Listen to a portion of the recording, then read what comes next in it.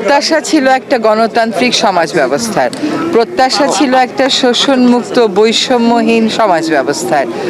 তো অনেক বছর পরে এখন আবার মনে হচ্ছে যে ওই জিনিসগুলো আমরা অ্যাচিভ করতে পারি নাই বলেই তো গণ অভ্যুত্থান হলো, পারি নাই বলেই তো বিপ্লবটা হলো। এবং আমরা আজকে এমন একটা সন্ধিক্ষণে আছি যেখানে আমরা একটা শাসন ব্যবস্থাকে পিছনে ফেলে নতুন করে গণতন্ত্রের পথে যাত্রা শুরু করব। সেখানে আমাদের ফেব্রুয়ারি মাসে নির্বাচন আছে। আমরা খুবই আশা করছি যে নির্বাচনের মাধ্যমে গণতন্ত্রের পথে সুদৃঢ় একটা যাত্রা আমরা শুরু করব। এই জন্য যে এখানে কেবলমাত্র একটা নির্বাচনই হচ্ছে না, একটা গণভোটও হচ্ছে, যেখানে সংস্কার প্রশ্নে বড় কতগুলো বিষয়ে জনগণ তাদের মতামত জানাতে পারবে।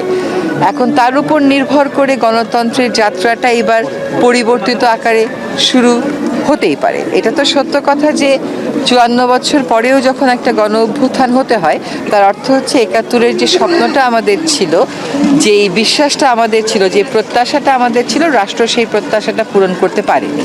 তো আমরা আশা করি এই নির্বাচনের মাধ্যমে একটা ভিত্তি স্থাপন হবে, যে ভিত্তিটা গণতন্ত্রকে যেমন সুদৃঢ় করবে, তেমনি জনগণের কাছে সরকারকে জবাবদিহি করতে বাধ্য করবে, এবং একটা বৈষম্যহীন শোষণমুক্ত সমাজ গড়ার যে স্বপ্নটা আমাদের এখনও রয়ে গেছে, অধরা রয়ে গেছে, সেটা আমরা পূর্ণতার দিকে নিয়ে যাওয়ার যাত্রাটা শুরু করতে পারবো। বাংলাদেশের রাজনীতিতে এটা একটা খুবই দুঃখজনক বিষয়। প্রতিপক্ষকে ঘায়েল করার জন্য অনেক সময় দেখা যায় যে আমরা যুক্তি দিয়ে, তর্ক দিয়ে না করে এই হত্যা চেষ্টাটাকে একটা অস্ত্র হিসাবে গ্রহণ করি। এটা অত্যন্ত নিন্দনীয় এবং কাপুরুষোচিত।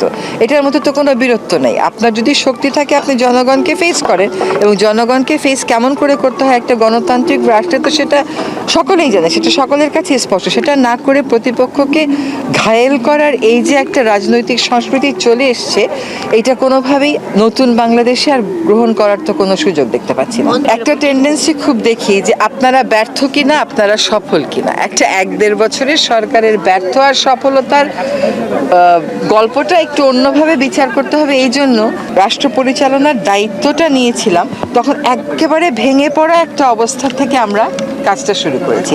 সেই ভেঙে পড়া অবস্থাটাকে জোড়া লাগিয়ে রাষ্ট্রটাকে আবার একটা যাত্রার দিকে নিয়ে যাওয়াই ছিল আমাদের কাজ। আমরা সেই কাজটা করেছি। সেখানে আমি নিজেকে এই সরকারকে ব্যর্থ বা সফল কোনোটা বলারই কোনো সুযোগ দেখতে পাচ্ছি না।